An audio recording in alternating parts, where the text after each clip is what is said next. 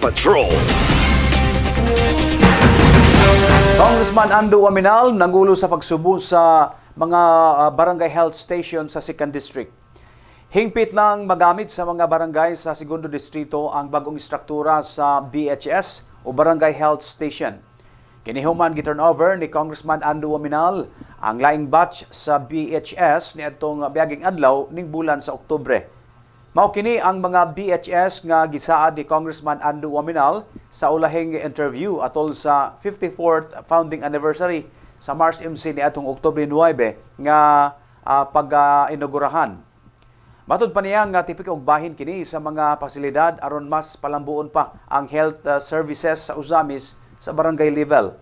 Ang DOH aduna usay gituman nga o gipatuman nga BHS facility nga o sa mga probinsya sa rehiyon. Apan sagad sa mga BHS nga gibuksan sa 2nd District gikan kini sa iyang pundo. Ang BHS improved version kini sa Barangay Health Center nga mas moderno nga istruktura, mas presentable o mas luag ang interior aron komportable sa moserbisyon mga BHW o mga personnel sa City Health Office.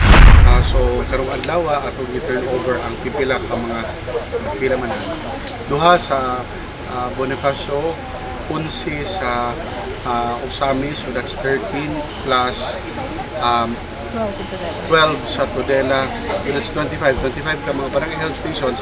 Kining mga barangay health stations were funded in the year 2023 and 2024. Wa pay labot diri ang 2025. No, ang 2024 kamulo pang gitrabaho uban also ang 2025. So that's 25 barangay health stations out of 68 total barangay health stations nga napunduhan nato from the year 2023 to 2025. So kailabot ang 2026. No, kini isa ni sa ato ang campaign promise way back in 2021 and 2022 na kung unsa ang ato ang nasugdan sa Usamis, kung unsa ato ang proyekto sa Usamis nga ikaayo katong mga good practices and projects nato sa Usamis ipadayon nato sa Tibok 2nd Distrito. So as I mentioned in my messages earlier, during my tenure as mayor, natay 7 ka barangay health stations nga ato ang napabuhat sa Usamis, nadungag 68 karon.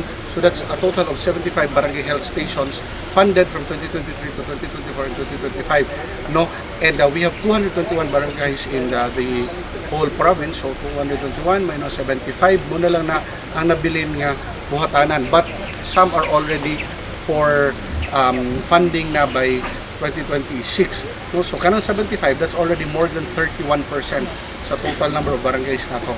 No, so 1 TV Patrol.